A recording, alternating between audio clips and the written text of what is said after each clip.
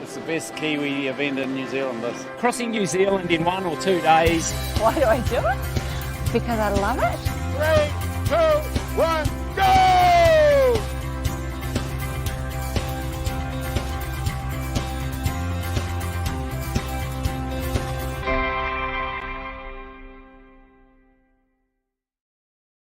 Hello, everybody, and welcome back to another Kathmandu Coast to Coast podcast. Kathmandu Coast to Coast, season number 5. And what do you know? This is episode number 5. Of course, in the house, in the studio, is the one and only team captain of Team CP, your endurance coaching specialist, Mr. Richard Greer.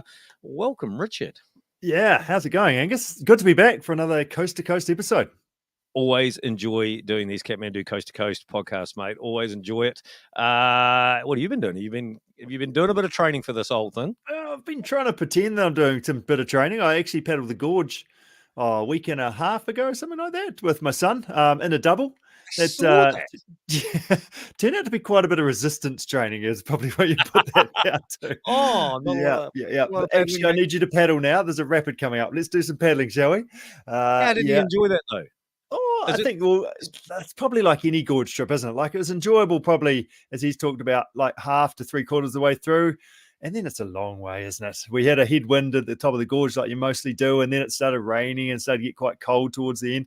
And then coming down towards the end, there was some guys with a trailer and some boats on it at Woodstock. I was like, oh, there's a chance here. Like, the bottom lip was probably getting pretty low by then. There's a chance here if we go, like, we might be able to chat to them and get a ride to Mount White Bridge. And I tell you, we were almost aquaplaning. He was into it at that stage. They were just driving away, and we sort of waved at them, and they jumped out of the van, and they reckon you might be able to drop us off at the finish line at Gorge Bridge. And they said, oh no, we're going to Oxford. Oh, okay. Turns out we're paddling the rest, doesn't it? Okay, then. Thanks for your help. We'll just carry on.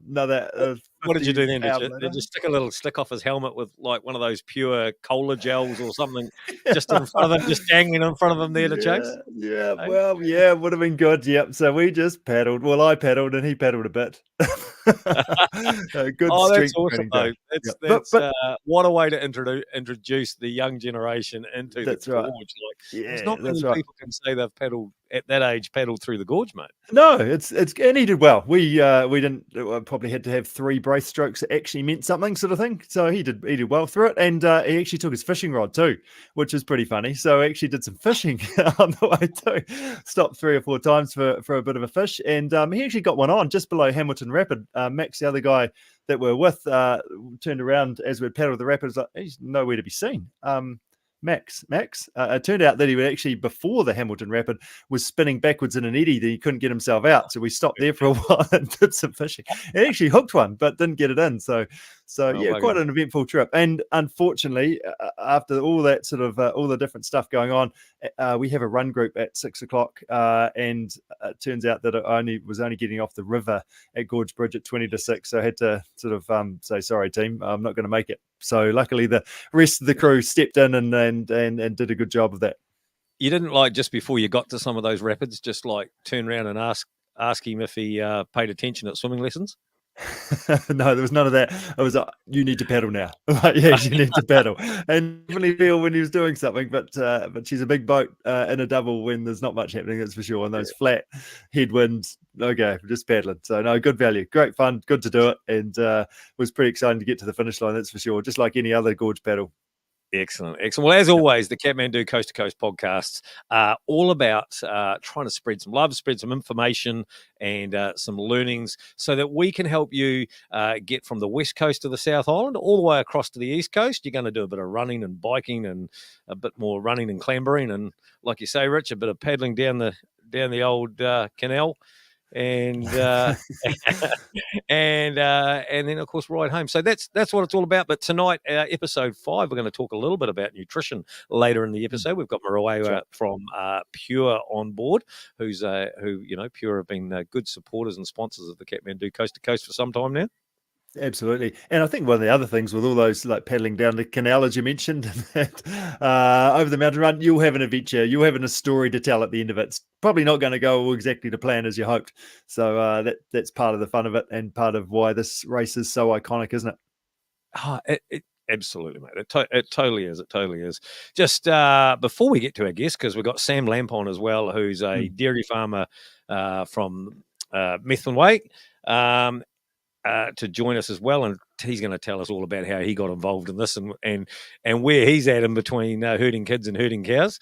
But just a few things to tick off, mate. Hey, still a couple of support crew spots, did I hear? Yeah, there are. Yeah, there's been a couple of people pull out of our support crew service, so there's a couple of spots open up. So if you're battling with family or whoever's supporting you, we do have a couple of spots available. So if you want a hand in that space, and maybe your family just want to come and cheer you on rather than having to do the heavy lifting, just let us know. Just jump online and get in touch with us. That's available.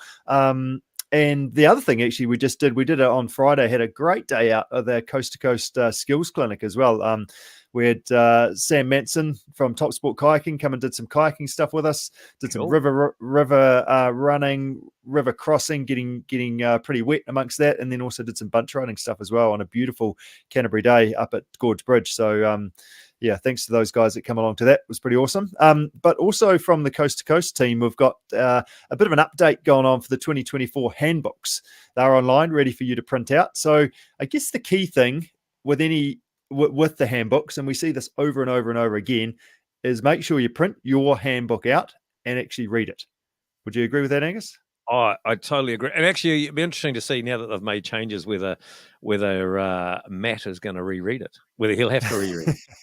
Matt Stewart, Team CP coach, is the handbook guru. He's read that cover to cover. In fact, we've always joked that it'd be quite good if he did an audio book for some of us so we could listen to it while training. Exactly. He wouldn't even need to read it. He would just be able to sort of spit it out. But it is good. I was just reflecting on this actually before the show. Back in the old days, in the early 2000s, late 90s, they didn't have a handbook at all. Like, you just turn up, and that's why you're so damn nervous, because you didn't know what the hell was going on. Whereas this time, like now, like it's all there. It's all there for you. Your lists and everything are there. All the guidelines of where to park and how to do it, and et cetera, et cetera. So it's a great resource, and it really takes a lot of the questions and guesswork out of the whole event as well. So make sure you print it off and have a good read. If you're a seasoned campaigner, you'll be asking, oh, do I have to read that again because I've already read it? You need to go through and have a double check of some of those updates. Some of the updates that we've got here, there's some additional cutoffs for longest day and one-day teams. We're not going to tell you what they are. You need to jump into the handbook and actually figure that out for yourself. So there's some cutoff times for longest day athletes and one-day teams. There's some stuff in there about camping at Kamara. So that's on the West Coast before the start of your race, being Thursday night for 2 days and Friday night, Thursday and Friday for 1 day. So there's some stuff in there about that in terms of... There's been some good times at Kamara camping over the years, like, because way back registration obviously used to happen at the racecourse there at Kamara, and then down at the town hall for the briefing. Juddy used to give the old briefing down at the town hall there, but it used to be such a good community there on that night, all those couple of nights there at the Kamara Raceway, and it's great to see that camping's back on the cards there. Totally. Nervous night, isn't it? Like, not a particularly restful sleep there, but absolutely. So there's some stuff about Kamara camping.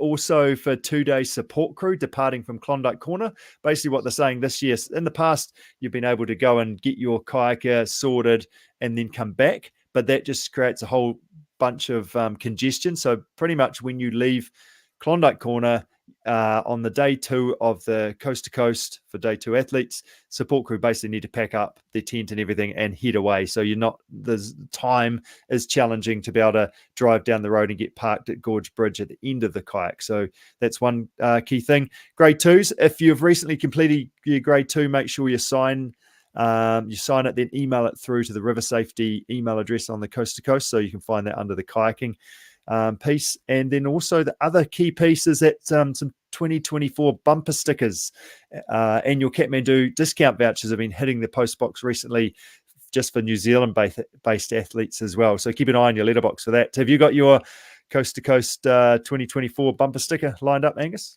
I have not. I don't know. Maybe I need to get my hands on one somewhere because I was just thinking about that. They're like a badge of honor, aren't they? That bumper sticker. Yeah. Like, there's so many cars still around that you see getting around today. Like, probably one of the best bit of Kathmandu advertising there is on windscreens and things like that. Still from years gone by, and people with a stack of them on the back window of their vehicle. I love the list and sort of what years and things and how many of them there are there. Yeah, it's very good. It's definitely a badge of honor. So that should be coming your way. So make sure that you wear that badge of honor with pride as you sort of line up, do some training and get excited about race day, which is coming around pretty soon as we record this podcast. We are, what are we sort of 2 months out pretty much from race day. Yeah, it's not many we're actually sleeps. only a few weeks out from Christmas, mate. Yeah, that's right. We don't want to do the how many sleeps or how many days because that just gets a bit scary, doesn't it? Well, I think there'll be definitely people that'll have had a look at that and gone, "Ooh, that's too scary. Let's just put that over there," because the reality starts to kick in about now on in, really, doesn't it? Because, right. like I said, we're nearly at Christmas, and Christmas is quite an interruption to people. For it's a great time. It's a time for all those loved ones. A time for you to maybe get some brownie points back in the bag again. And often, if you're away on holiday, it's a time to train somewhere new as well. That's right.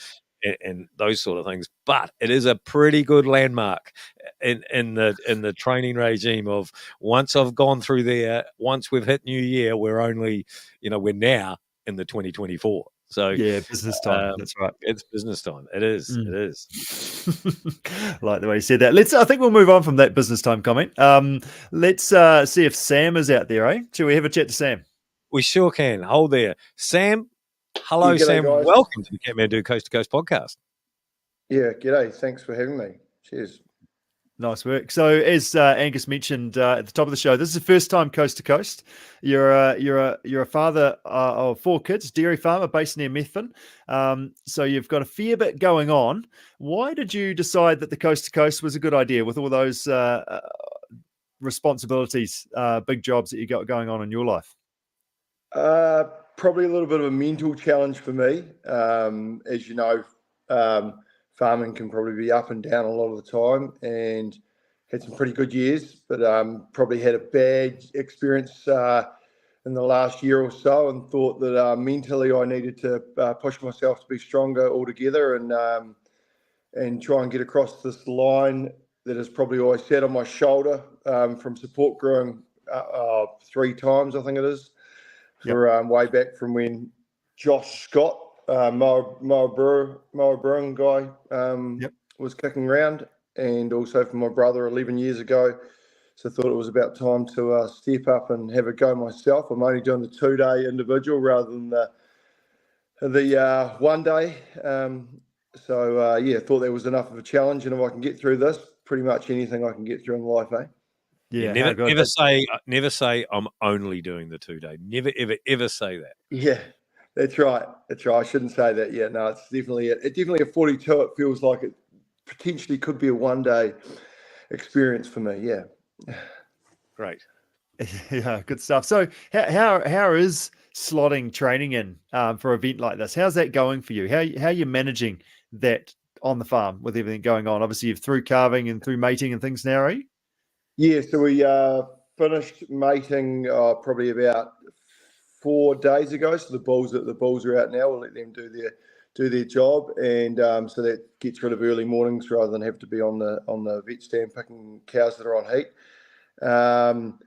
Training's going okay. I've probably had a little bit of ups and downs. I feel like you get into quite a good cycle and everything's going naturally, and then went down with the man flu actually, had me in sweats and on the bed. Never had the flu before in my life, but this was the real flu.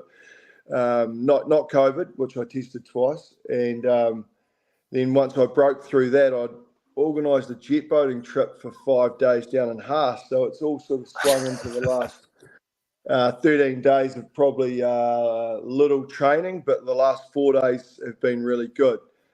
Back out on the bike, back running up Mount Alfred, and just chipping away and trying to get that aerobic back up, and just legs are feeling pretty good, and life's So I guess for me, the biggest thing is probably planning forward, having 4 children, and they're all pretty good athletes themselves, and we chase them around a lot of the time. But I've got a great wife who supports me and says, look, we've signed up for this. We've spent enough money. Get your ass out there and do some training, fella. So, yeah, good stuff. And how much is that sort of just dragging your ass out? Like, obviously, your early mornings, just that's your job. That's what you do. How many times are you lacing up the shoes, going, "Oh, I've just been kicked out the door. I really don't want to do this." No, to be fair, I really enjoy a good run. That's one of my getaways in life, I suppose. When no one is annoying me, you haven't got staff to deal with. All you can hear is, I mean, I'm privileged to live in the spot that I live in now, which we've only just moved to in June. But it's nothing to put the shoes on after lunch and go for a 50-minute run up Mount Alfred.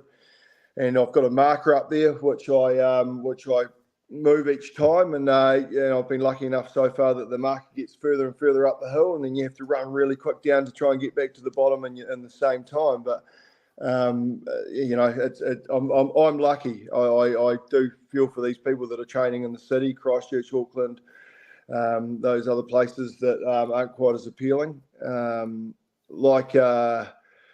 I guess Mount Summers is just down the road. I remember Braden Curry and Glenn Curry speaking about that's how they got into adventure racing. So I'm very lucky on the running front. That's great. Yeah. As far as the biking goes, I mean, biking on your own is kind of boring. I've joined up with a group of lads and ladies in Medfin who go out on a Wednesday social ride, and you jump on the back of there, and they're like, right, you're up front, Lampe, and I'm like, yeah, we're doing like 38 clicks, and I'm like puffing hard. I'm pretty happy at the back here, fellas. As I'm downing another pure, pretty much trying to keep up, and it's good fun. That group training is good fun as well, but the running I like to do on my own. The kayaking, I'm in another group. They're pretty much Medfin crew, Ashburton crew. We go down to Lake Hood on a Tuesday night, jump in the water at 6 o'clock, and we do a 10K sort of circuit. It's just flat water, and it's like, once again, you jump in there and you think, oh mate, I've rowed before, I've done all this stuff, and previously at high school and all that, and you battle away just in dead water. But after that, an hour or so, you're back at the finish line. You're like, that was great. It's really, it gets you out and about. You miss those things when you used to be in group trainings with a lot of rugby and stuff like that, growing up through the grades and that. And it's really good to go out and do some of those, some of the fitness in the group. It's good. There's some good people, met some good people along the journey so far. Yeah, it's good. Yeah, and that's sitting back, relaxing afterwards. Those group sessions is what it's all about, isn't it? And that shared experience. Yeah, I mean, I've had a lot of people come up to me and go, "You're all upper body, mate. What are you doing?" I'm like, "Well, what do you mean? I'm in a kayak." And they're like, "Mate, you got to use your legs. You got to be rotating these things back and forth." And here I am, just grinding, and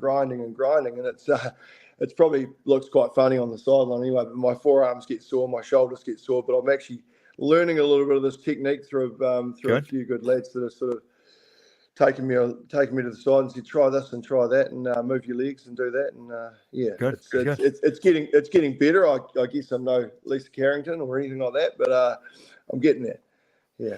Yet, I'd say to that comment, yet. Who knows where you're going? Right. I'm pretty confident. What is the confidence level? A couple of months out from race day, how are you feeling about this thing? Like if you asked me to do it tomorrow, I could do it.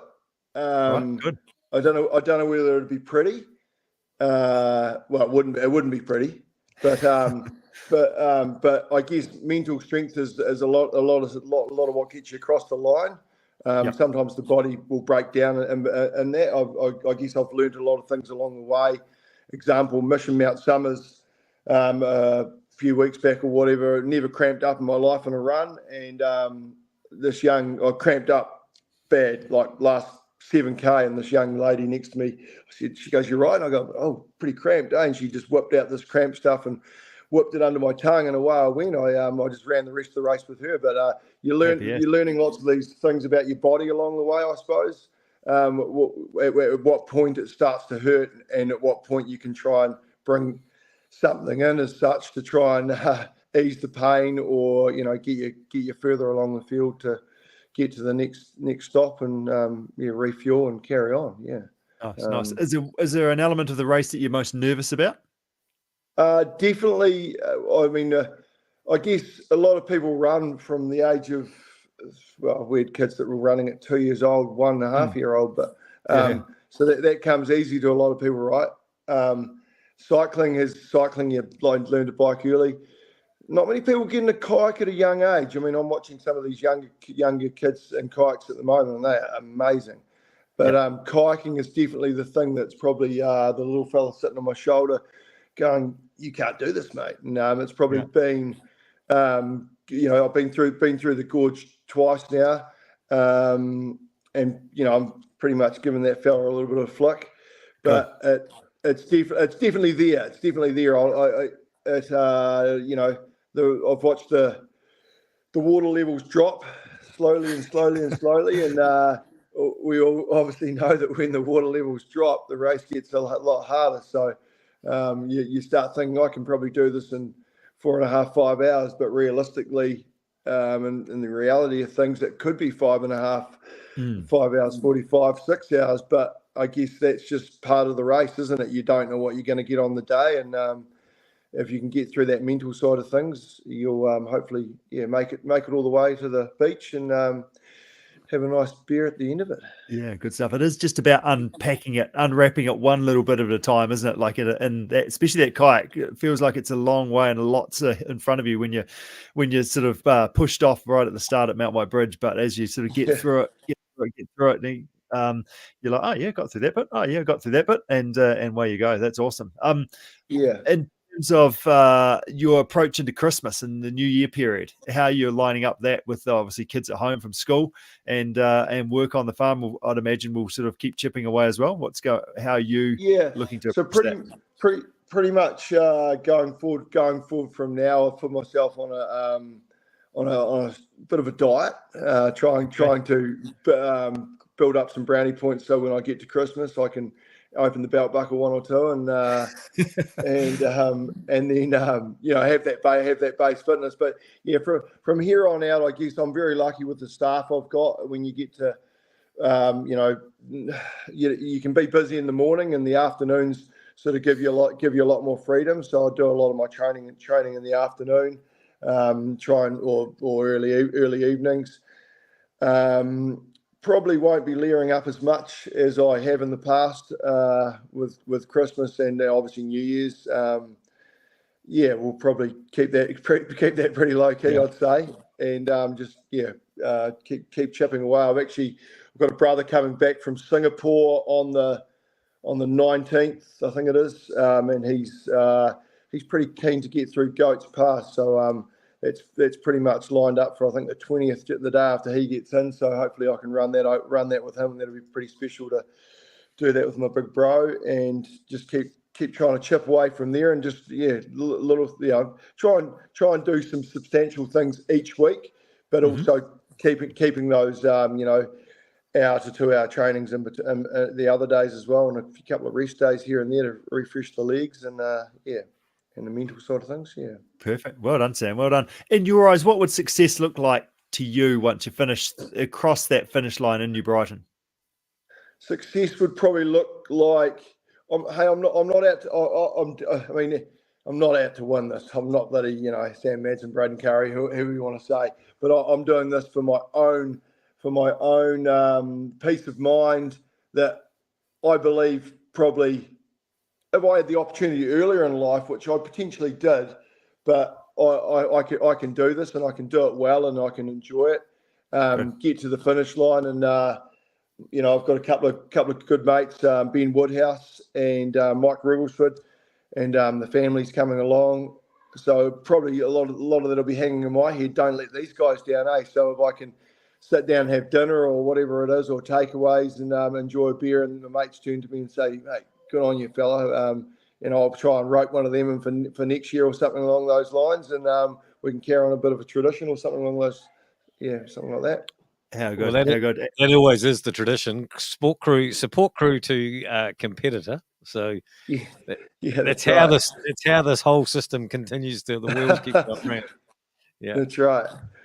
Yeah. Yeah, You no, know, that's it's fantastic, good. and great to have the family there just to be able to sort of share that with them, because obviously by the sounds of it, they're doing a fair bit themselves. They're pretty good little athletes, but then also great for you to be able to show them that you're able to knuckle down and train for something and go and execute a couple of race days. It's pretty exciting.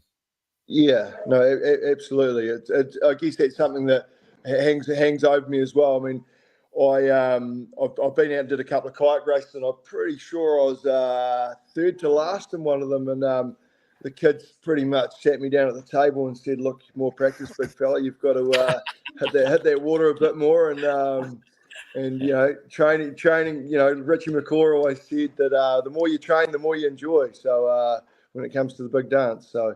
Well, that's the plan at this stage as well. So hopefully they can be proud of their father and look back at in time to come and maybe want to jump in the kayak as well, or do it as a team, however they want to do it. But yeah, I think it's no exciting. doubt success for you, Sam, will definitely come. Just listening to this, you're so positive, you're confident, you've done all the right things so far by getting involved in local groups and other people and using the experience, learning some stuff about kayaking from some more experienced people. So you're ticking all the boxes, mate. You really, the comment that you could do it tomorrow. It might not be pretty, but you could do it tomorrow. That's always a good thing, because there's a lot of people will get to the start line and go, shit, I don't know if I can make this. But if in your mental head, in your space already, you're saying, actually, you know what, if I had to do it tomorrow, if they said, shit, we've got to bring this forward, I could, then that's a really good start. Because from now on in, anything you add to that now is going to be just make that day so much more, those days so much better. Yeah, no, words are cheap though sometimes, eh? Yeah, but I can hear that strength and that mental and those That's top right. 2 inches. I can hear that loud and clear. And this is a guy for 4 days training off the back of man flu, and then sort of his liver to having a bit of a pummeling with the jet boat trip as well. So no, I love it, Sam. That's awesome. Yeah, no, cool. Thanks, guys. Yeah, good stuff. So yeah, all the best for the training. I look forward to following your progress and ultimately giving you a high five as you cross that finish line in New Brighton. It's exciting stuff, and enjoy the training and make the most of the next few months, and we'll see you there. Yeah, no, that's awesome, guys. I must say a big shout out to everyone that gets involved in this as well. Like it's there's people out there that shuttle people, whether it be mums, dads, aunties, uncles, and all that kind of stuff, and even you guys behind the scenes and all that. Glenn Curry's one to stop on the street sometimes. In the middle, he's flat out chasing sheep or harvesting and that kind of stuff. But he's never shy to give a bit of information across and that kind of stuff. So there's some real cool people along the way, and a lot of support goes in for people like myself, families and all that kind of stuff that help each other. So it's full credit to them, mate. And I'm pretty looking forward to the day. Yeah, it's exciting. Good job. Well done, Sam. Look after yourself, and we'll catch you soon. Thank you very much, Sam. There it goes again. Look at those. I reckon it's the double thumbs up. The double thumbs. Ooh, look at that. We must give that a look. Let's give Brighton. I hope you boys have got the fireworks ready in New Brighton for me when I get there. We'll definitely have them there. You got more special effects than what this whole podcast has. So you've done well there, mate. All the best. We'll see you in Greymountain. See you, mate. Yeah, hopefully it's not dark. See you guys. That was my first thought when he talked about fireworks, going, well, we don't really want fireworks because that means you're coming in about 10 o'clock at night. But for all of those that are listening, there was a little bit of graphical fireworks going off in the back of Sam's in his background on his phone. And previous to this, the reason why we're having a little bit of a laugh about that is because before we went live, it happened and none of us could work out how that happened. He thought we'd done it to him. But anyway, he's the man with the special effects. And mate, he is the reason we do this. Listen to that guy, the passion that's there. This event has really done something for him already. He's been there and been support crew over the years. And now he's stepping up to toe the start line for himself, for his kids. All the reasons that you need, It's why I'm always excited to be involved in this Kathmandu Coast to Coast, mate. Yeah, no, it's so good. It's so good. Hey, the other day I got an email. It was probably 3 or 4 days ago. From Rob. I'm going to read it out to you because it was very good. I have asked permission to make sure that he is, but he said, "Hi Richard, I've listened to this whole season of the podcast number 5 for the Coast to Coast in a day. And after the 3rd or 4th time, he said, reach out if you need some advice. I thought, bugger it, I'm reaching out. I was support crew for some friends last year in a tandem and put my name down this year. After missing out, like a lot of people did, and seeing I was in the 400s on the wait list, I shelved the idea. Opened another beer with another beer, which is quite a skill in itself, and went back to the family size packet of chips and the couch with my ass print on it. Last week, while watching Netflix, I got an email saying that I'd been offered a place in the 2-day race, individual race. Due to extremely high levels of FOMO, I accepted. Now I have 8 weeks to train. She'll be right, 8. I've booked my kayak course for the 27th to 30th of December in Murchison. I'm borrowing a boat that I'm picking up Friday. I rode my bike for the first time on Saturday. I'm quite sure there must have been some wet concrete on Evans Pass. I did appreciate the words of encouragement from the grandmother pushing a double stroller up the hill as she walked past, though. I work away from home a lot, so thinking I need a bit of a plan for some nutrition and some training. I'm not trying to be the next Steve Gurney. I just want to enjoy myself, finish within the time cutoffs, and ideally not come last. Bit about me, a mountain bike for years, sporadic short distance jogger. Did the Challenge Wanaka multi in a tandem recently, but that's about my kayaking experience. Not afraid of water, which will be great as I think my kayak will spend at least half the time upside down. I would love to have a yarn meet up for some pointers. I'm going to send it, but may as well ask for some help along the way. Love your work and look forward to hearing from you. So I had a chat to Rob the other day. What a good New Zealander. Well, I mean, crikey, Dick, the guy's accepted the challenge where, like he says, he's 8 weeks out, and we have seen this wait list dwindle. It's just about down to zero. Aaron, one of our coaching team, he was dead last on the wait list. He's been nicknamed 1080, but actually it was 1020, I think is his actual number. Yeah. But he's down to he's almost going to get an entry in the next week or two, I think, which is off that thing about probably September, or like as Rob mentioned, when I was hundreds down, I just sort of gave up.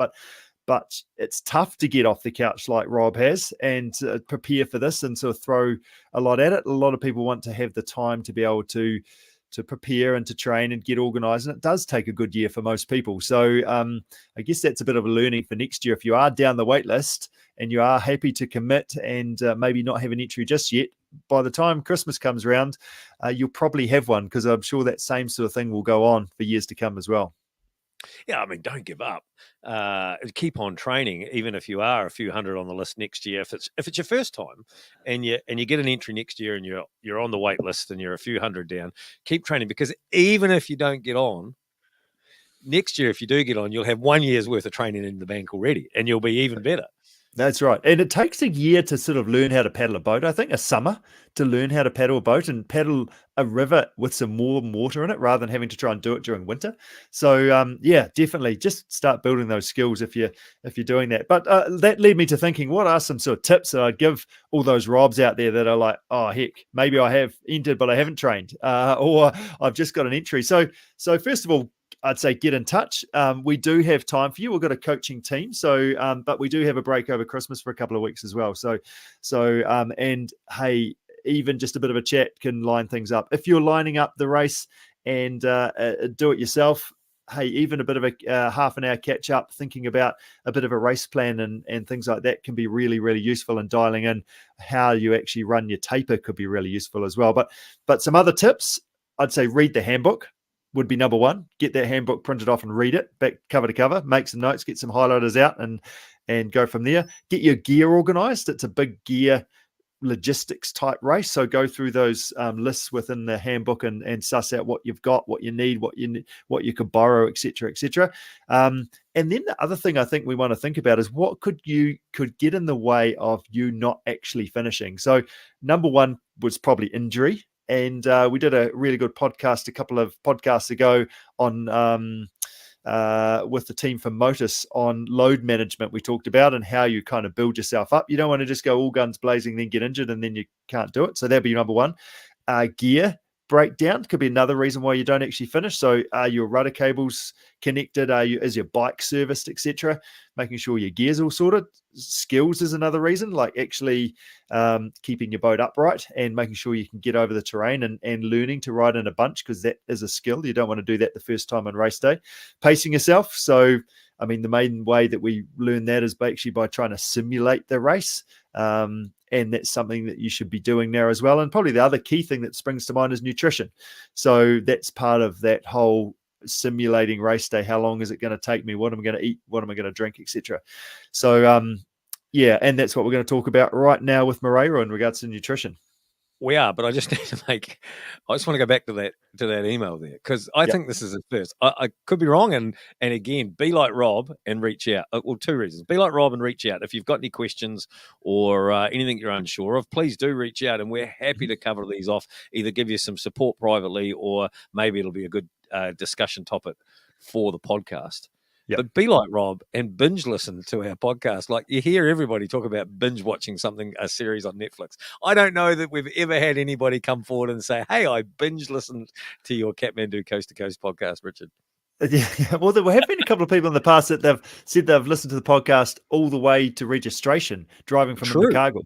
So, that's right. Yeah, so, but do it now, so then you can learn some stuff and maybe put it into practice. I do get nervous that those people probably know more about me than I do for the different things we talk about. So, but anyway. Well, hey, if they knew you, they would have got the reference to business time earlier in the podcast, mate. I challenge anybody to come forward and tell us they understand the reference. Anyway, back to nutrition, back to something I like doing, which is eating. Marewa Sutherland, Pure Nutrition, come on in. How are you today? I feel inspired after listening to Sam. I know, right? I know. I get that. And that was very inspiring. That's good. That's good. And I just heard that you're actually putting the toe on the start line this time around as well.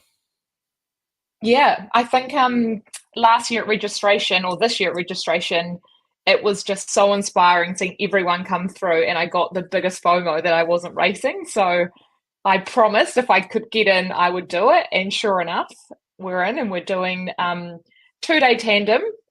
So, yeah. Cool. And who are you doing that with? Oh, sorry, Rich.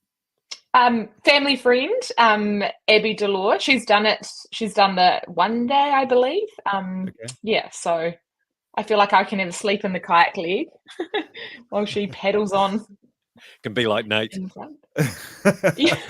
All right, well, we need you now. You need to actually do some paddling. Yeah. No, that's good. That's good. Yeah, you just do the nutrition in the back there. Just make sure the team's fueled. Make sure you're fueled. Yeah, that's probably my main job of the day, actually, or the 2 days. Yeah. Yeah, that's awesome. So we're, as we mentioned in the show, like we're just over 2 months till race day, and most people are sort of into the swing of their training at this stage. What key nutrition elements should they be focusing on while out doing their training at the moment? Any sort of key tips there? Yeah, so as you say, 2 months, it's not that far away when you think about it. So I'd like to think by now you would have your full race day nutrition plan locked in. So that's knowing exactly what you're aiming for on race day. And the reason you need that is because you probably need at least the 2 months to put that into practice. So you know that it's actually working for you. You know that your body's able to accept the nutrition you need. It's such a big demand on the body that it takes this time to lead in and actually, for some athletes, train your body to accept that nutrition. Like, I know for me, the amounts you need is so high that I can do that for an hour or two, but for hours and hours and hours, that's a whole nother game. So it's massive. Nutrition, it's funny, I'm a sports nutritionist, so I've been trained that nutrition's one of the most important things, but it's not until training for Coast to Coast I've realized it's literally make or break out there. It's a nutrition-a-thon, isn't it? Like, it's actually an eat-a-thon. Like, how much can you get in? And the better you might not be the fittest there, but if you can get that fuel in, then you're going to go well, aren't you? Or better. Literally, yeah. And it's amazing what the body can do. You can start small and then train your body to accept bigger loads. It's just amazing. So I think especially I've noticed Goats Pass, obviously that takes hours. I thought, oh yeah, nutrition's are good to have for performance or whatever. It is such a minefield out there, and I say mind as in your brain, because you literally cannot relax the whole run, because you put one foot wrong and you're sort of out. So nutrition was just such a big importance for that, and just having that ongoing nutrition steadily the whole way. It just I'm still mind blown by it, really, to be honest. That's awesome. And yeah, so as you say, like, it needs to be sort of, can I consume this while I'm moving over this tricky terrain or paddling my boat or whatever I'm doing? But the other key bit there is intensity as well. Like, how hard am I going to be going on race day? And can I actually, it's one thing having a sandwich at Goat Pass where we're having a chat, but it's another thing actually, are you going to do that on race day? It's completely fine if that's what your plan is, but how hard are you going to go, and then training that as well, isn't it? Yeah, 100%. And that's where like those really long sessions or those intense sessions are so important for using your race day nutrition plan to try and execute it and work towards it. And I think, like, I'm a big believer in real food, and I think real food is amazing for most training. But at this stage of the game, if you're planning to use, say, supplements come race day, which the reality is you have to, because the load you need is so large, that you really have to put that into practice now. So come race day, you know exactly what you're dealing with. Absolutely. I had a next question lined up, but I've got it on the list there. Angus, do you want to read that one out? Oh, which one there, mate? That's just under the yellow bit there with the red bit. What about Christmas? About my favourite thing. Why are you making me ask that? I just thought I'd right up the alley. Well, I mean, it is like Christmas. Christmas is pretty tricky, isn't it? And we all like a bit of Christmas pudding and some ham glazed. Oh, crikey, I can taste that already, right? I don't know why I'm getting set up for this one, but it is a tough time. So how do we manage that? How do we manage? Should we penalise ourselves for indulging in a bit? Should we force ourselves to not eat it? What's the best thing, Marewa, do you think, to get us through that festive season? Just get on and do it, not think too much about it? Yeah, absolutely. I think Sam actually put it really well, that I think he was going to look after himself this side of it, but just be ready to enjoy that little bit of the season. And I think, why not? Like, you're doing coast to coast, so now if there's one Christmas you're able to reap the rewards of this feast, it's this year, right? So, go large, use it. Good. Fuel that training. That ham can last for weeks. What's better than a ham Sammy at the top of Goat's Pass? I don't know. Yeah, but yeah, technically, your body, I think most athletes probably underfuel. Where coast to coast, there's such a spectrum of athletes. You've got your everyday Joes that are just doing it to get through, and that they might be at different end of the spectrum to your Sam Manson. So I think we're just, you'll know where your body's at, but at the end of the day, you need to fuel this training, because we're all technically doing a large load of training. So enjoy it. I'm a big believer in foods to be enjoyed. So if you can use it to help fuel training, then go for it. I mean, alcohol's a funny one as well, because a few drinks are fine, but if if you're not getting up to meet your training needs, or you just, you're not feeling that, then is it really worth it? Possibly not. So. That's we always talk about sleep being a very important thing in our training and things. So I'm assuming by that I'm allowed the Christmas ham, the pavlova, and then an afternoon nap. Yeah, 100%. And naps are so good for recovery, those little naps in the day. So yeah, I'm loving sleep is king. Yeah. It's going to be my fucking day. Just trying to digest it all. No, good stuff. And I think probably the other point there, Marewa, is, I mean, training is about what you do most of the time, isn't it? Like, it's not going to make any difference at all on a day or a couple of days if you do indulge. Yeah, 100%. It's what you do every day that counts. So that's where nutrition's so important for people taking on this race, is because you need to get the basics right to have like a well-balanced diet. You can't just survive on crap, technically. So, it's getting the basics right, and it's what you do every day that counts. Absolutely. Nice. I think it's also good, Richard. Sorry. I think it's also good for, it's a really good mental state, the Christmas cheer and, all the other families around and everybody's eating and having a really good time. You can't discard that either, that, if you exclude yourself from all all of that good food and everybody's cheering things that I just don't think you should do that. I just think that you should embrace that day and embrace that time, and it'll be really good for the mental state as well. Totally agree. 100%. Yep. No, That's totally the point agree. of it. In fact, they probably invented coast to coast in February because of Christmas, right? That's probably what made that. To offset that Could be Christmas. wrong. Yeah, I like it. Yeah, Yeah. probably, most probably. I'm quite keen to talk to you about breakfast. Like it's a bit of an interesting one. Like obviously it's super important for any day, and especially when you want on those days when you've got some key training and things to do. But on race day it becomes even more important because, and it's such a balance because you want to be energized for the day. You've got a lot to do there, but also it's tricky because you've got to start with a run, and that run can be a jog off the beach for some, or you're actually sort of almost in full send mode for others as well. So you don't want to feel stodgy and overfull as well. Any tips around, I guess, and tips and then food examples of what we could do, because we want to be practicing this in our training and then on race day around our sort of breakfast and how we could manage that? Yeah, absolutely. And I think that's actually, it is going to be a challenging area, I know for me personally, because on a race day, I like to have at least 2 hours to digest your breakfast. What time does the race start? I haven't looked into that. You need to read the handbook, Marewa. I'm in denial. Apparently you have to sprint off this beach, and I'm just like, what do you mean sprint? Surely we all just take it easy. Yeah, well, as long as you chat to everybody and get a collective agreement, I'm sure you'll be able to sort of say, hey, whoa, let's just kind of take it easy here and be nice to each other. But yeah, there's usually some person starts and then it just gets worse. But the individuals start at 7 a.m. This is for the for the 2-day. And then the teams, which include you guys, and the tandem team start at about 20 past 7, I think. Check that in your handbook. And then the longest day athletes start at 6 a.m. So, I mean, what time you're having breakfast gets pretty early, doesn't it?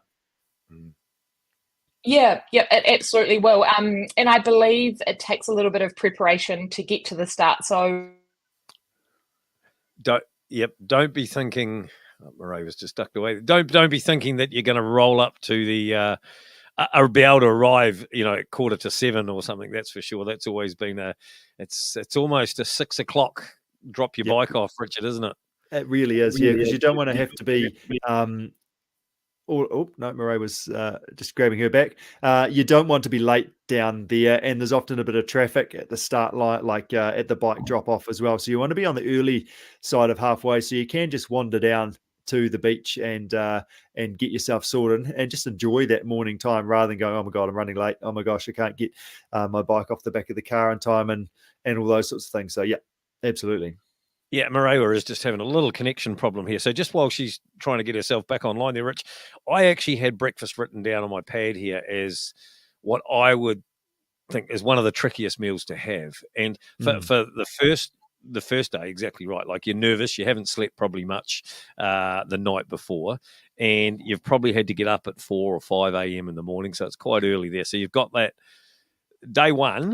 Day one is pretty tricky. Day two, if you're doing the 2-day, again, is that you're potentially cold from a night at Klondike, depending on where you've slept and what you've done. Probably, And then again, you've had some hurt in the body. You've got all of those things going on. So day two, trickier than day one, trying to get some breakfast in? I'd say day one is trickier because you've got those nerves. By the time you get to day two, yes, you're nervous, but you sort of kind of don't care quite as much, maybe as well, because you're like, oh God, I'm just so tired. But also that depends on your river, like the paddling as well, and how you feel about that too. But I think it's trickier on the day one because it starts with a run, and running's harder, isn't it? Like when you're biking and you don't have to carry your body weight, those things, the breakfast, if it's sitting a bit higher up, that's probably not quite so bad. Whereas that running, you want to be able to breathe without it coming back up again.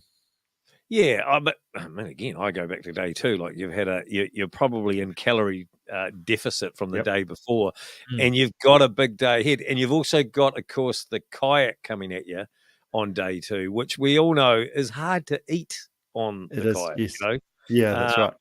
So trying to get plenty in that day before or that morning before, that breakfast. I reckon breakfast anyway for me. Breakfast is the trickiest thing. I think we may have Marewa back here. Let's She's just trying to get herself I hope, organised there. I hope she comes back before we have a fist fight to decide which is day 1 and day 2 is the hardest. Or maybe we have a vote. Like, what do you think? Throw it out to the list. Anyway, Marewa's back, so let's hello again. Oh, we haven't got some sound here. Just got some audio going on. We've gone from having a guest who had all of the technical things going on with his big fireworks display. He had all the good stuff going on. To a dairy farmer in mid Canterbury, which is very impressive for the kids getting him sorted. Are you there, Marewa? Oh, now. Yeah, I can hear you now. That's a little bit embarrassing because, I'm central Christchurch and my internet's not that reliable. That's right. You've done well. So let's get back to your guidelines around breakfast. What are your thoughts around when and what and how we should do that? Cool. So I think breakfast, it's really important on race day that it's something that sits well with you. So it's all about comfort. So we're looking for something that's low in fiber. So it's going to be nice and easy to digest. So go for something you actually want to eat, because it's really hard when nerves come into it. You just don't usually have the appetite to stomach a lot of food so I would go for something that you like eating. For example, like white toast with Nutella, like lots of butter, Nutella. To me, that's just a beautiful, like easy comfort food to eat that you probably wouldn't have daily. So it's a nice, it's like a treat food, I guess. Go for something that's nice and easy to get down.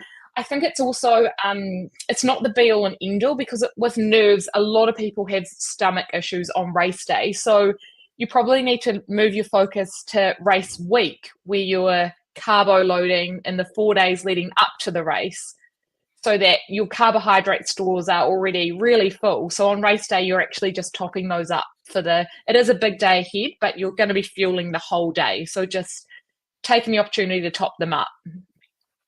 And there's also that you don't have to have it all at breakfast time either, do you? You could have it as you're walking to the start line or beforehand too, can't you? Like, it could be a bit of a snack. You could bring that option in too. Yep. So we say, like, you want your main meal within 2 or at least 2 hours before to give it time to digest. Sometimes you could even set an early alarm and eat your breakfast at 3 a.m. and then just go back to sleep. And I actually think that gives it a nice time to digest, like snooze for an hour or so. And then an hour before you can have another snack.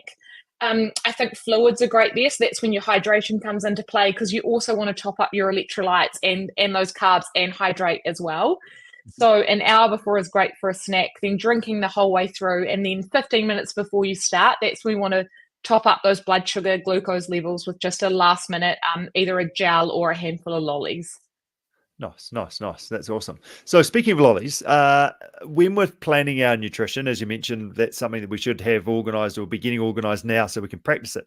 Should we be looking at carb intake? Like, is it protein important, or should we just be trying to organise the total calories for the day? Or is there a bit of each? How do we kind of do the maths to figure that stuff out? Yeah, that's a great question. I think when it comes to this ultra endurance kind of event, carbs are king, and that's what's the most important thing about the day. So that's where our aims generally start around. And I think it's quite, there's a broad range of carbohydrate requirements, but for someone doing an ultra endurance athlete, it's up to 90 grams of carbohydrates per hour. And I'd say for most athletes doing this race, that's sort of the goal they'll be aiming for, which is fairly high. Like, it's up there to try and get 90 grams of carbs an hour. We don't really focus on calories as such, because if you're meeting your carb aims, you're getting your calories. And also protein does come into it, but there's no strict hard and fast rule about how many grams of protein we need. I think hunger comes into it, because it's such a long day out, or days, that you've got to really preempt that. So start early, make sure every hour you are including some real food or something that has protein in it. There's just lots of little pieces of the puzzle. There's electrolytes, there's hydration, there's your carbs, but it's all around the carbohydrates essentially. That's right. And that's a really good tip around making sure you don't get hungry as well. If you're hungry, that's probably when you're low. So make sure, and it's to make sure you keep fueling yourself as well. Sorry, Angus, you carry on. Well, they did used to say, if you're hungry, it's too late, right? If you get hungry, it's probably too late. You haven't done it early enough. Yep. 90 and I'd say that's the same with fatigue. cramp, everything. It's too late if you've already got the symptom. 90 grams of carbs an hour. What's an easy way to get that in? Okay, so it's actually not an easy way, and I've sort of learned that in my last few months training. Because 90 grams of carbs, if you're going for over 60 grams of carbs, we want to get it from a few different sources of carbs because they all absorb differently and have different speeds, and you need to combine them to get up to that high level. It's funny, we've brought out our new race range, which has a product called Pure Performance Plus, and it's race fuel. And we brought it out for this exact purpose because one serving is 90 grams of carbs, and it's a new carbohydrate called cluster dextrin. So it's super high in carbs, but our body also absorbs it, and it doesn't taste sickly sweet, and it masks the taste of electrolytes. So we can really throw all these electrolytes into this solution because of this carbohydrate. So it's hard because that's such an all-round one, but you'd almost spread that out over a couple of hours. So if you say had half a serving of that, that's 45 grams of carbs. Then you could have a gel or even 2 gels, which would be another 50. So that's your hour's worth. Or you could have half a serve of that. You could have 1 gel. You could have some lollies or some chews. You also probably want to spread out your real food throughout the day. As we just mentioned before, stopping for lunch at Goats Pass is great, but I learned that then you start running again and you're like, oh, I don't know if that lunch was that good for the run down. So I think spreading out your food is a really good way to get your protein intake over the race period without that big load on your stomach. So there's so many ways to get to that 90 grams of carbs, and it's just what works for you. Remembering you need to get enough electrolytes, and you also need to hydrate enough as well. So yeah, lots of things. Yeah, there's lots to think about there, isn't it? But actually, if you get a piece of paper and actually draw a bit of a table, you can actually, everything's got labels and things on it, or you can Google it and figure out how much carbohydrates a banana's got. So you can figure this stuff out and sort of do a bit of the maths yourself, and then actually go and trial it, see how it actually goes and how it sits for you, as you've been saying yourself. I'm actually looking forward to trialing. Yeah, 100%. I'm looking forward to trialing this new product. Sandra actually came home the other day, and I see a bag of this new magic formula sitting on the bench. So I've got my eyes on it, thinking that maybe we need to give this a little bit of a whirl to see how it goes. Yeah. It will have to be like a new revolution in sports nutrition. Yeah, nice. It will have to be in a session though, Angus, so you can't just sort of go rolling around the block. I have to say that I actually tried it. I did the Oxman event not too long ago, and a couple of weeks back, and I had a prototype version that was given to Oscar at the front runner, and I sort of managed to grab some of that actually, and looked at it. I was like, oh my gosh, 100 to 90 grams of carbohydrates in a drink bottle. How am I going to do that? So put that in, and then had I was nervous, so I put a drink of some water with it as well to sort of go around. But yeah, as you say, like it actually went down really well. Like it wasn't sickly sweet, that's a lot of carbohydrates to get down in an hour just as a result of drinking that solution. So no, well done. It's good, and I'd recommend it. It went really well. Yeah. Look at that. Yeah, and I think that brings. Yeah, and I think as a sports nutritionist, it's so important. Like, yes, I started a supplement company 10 years ago, but as a nutritionist, it's what works for you. And so you can never be offended if someone doesn't like your product, or it's literally what works for you. So nutrition is such a complex thing. So that's why this practicing before race day is so important, because just because your best mate's doing that and it's like the greatest thing since, sliced bread, and it's just amazing, doesn't mean it sits well with you. So you've got to really get out there and give it a go for yourself. But in terms of Coast to Coast, that product is like, we could not be more happy with it. It just literally delivers what it needs to do. And like, for example, the electrolytes in it are 6 times more than our regular hydration. But it doesn't actually taste that salty because this cluster dextrin masks it all. So it's pretty, it's pretty special in the nutrition space. Yeah, cool. You've done very well with that. That's awesome. And as back to your point about practicing and coming with different options, I think the other key point around nutrition is just variety, isn't it? Because if you train on the same thing all the time and then go and race race it. If you're sick of it, you probably won't have it. So then you're not going to fuel your body as well. So have a few different things up your sleeve as well, as I think also super important. Just here in the background. Yeah, and I think that's a good point for race day. Oh, that's a good point for race day because my glimpse. Oh, can you hear me? Yep. Yeah. My glimpse into race day was an athlete that just did not want mango gels anymore. That was her favourite gel. She had them all through training. That's all she wanted. And come race day, she was every transition. She was like, stop giving me mango gels, and got so aggressive with, I wasn't actually the crew, but I was just like, oh my God, these athletes. So you really make sure you, your support crew have plenty of flavour options and be prepared to deviate from the plan. It's just a slight delay there, obviously going on. But just in the background here, I've been doing a bit of marketing genius work here for this endurance, new pure performance endurance. And I don't know, you can take this, Marewa, if you want, to your marketing team, but I've got the slogan, I've got it nailed. It's endorsed by Richard Greer, multi-coast to coast 2-day individual bridesmaid. Hey, I think I've won the vet men's. That still counts, does it? Yep. Okay. Bridesmaid. I'm over with it. I look good in a bridesmaid. Marketing genius. Thank you very much. We'll have to get a quote from you, and we could pop it on the packet.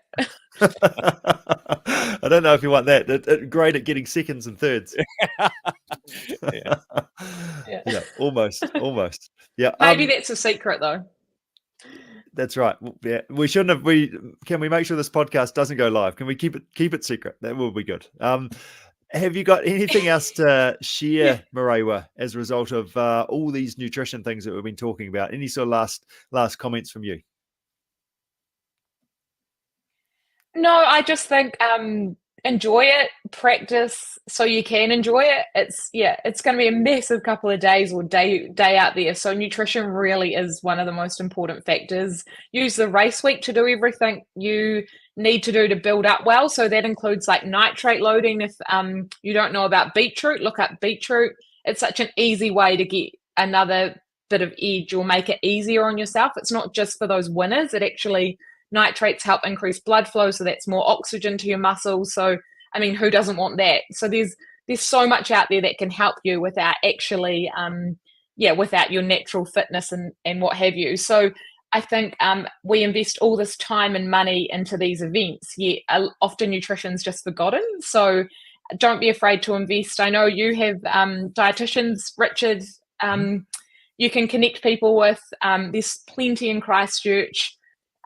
Get out there and don't be afraid to invest some resource into it because it will pay off tenfold.